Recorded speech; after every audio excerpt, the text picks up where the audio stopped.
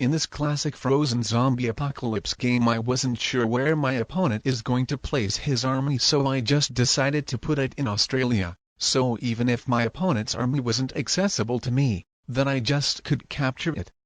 But also, first of all, I crushed that zombie's territory next to me, so it wouldn't make a problem for me. Then I also captured some territories to decrease my opponent's territorial troop bonus, and finally captured Australia.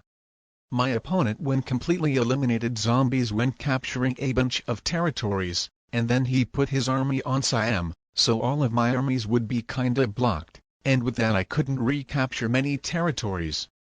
So I just tried doing my best with what I just had, along with doing a couple of manual rolls on my opponent's army, which made me lose the same amount of troops.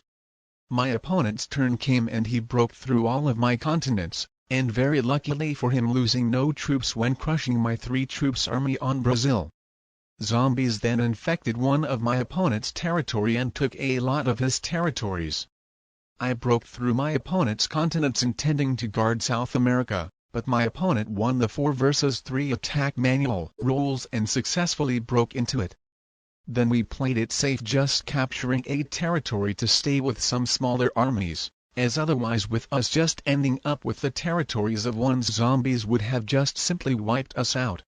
And then trading in a set, I intended to take my opponent out, and right here my opponent had a well-made troop split which prevented me from taking him out, so that was very well played by my opponent. He traded in a set and captured Africa. And in my turn I decided to go closer to him, as I knew that every turn with my opponent holding a continent my chances to win would be lower and lower, so my plan was to go for the opponent again as soon as I trade in a set, but my opponent got lucky to do it first, and with that eliminated me from the game.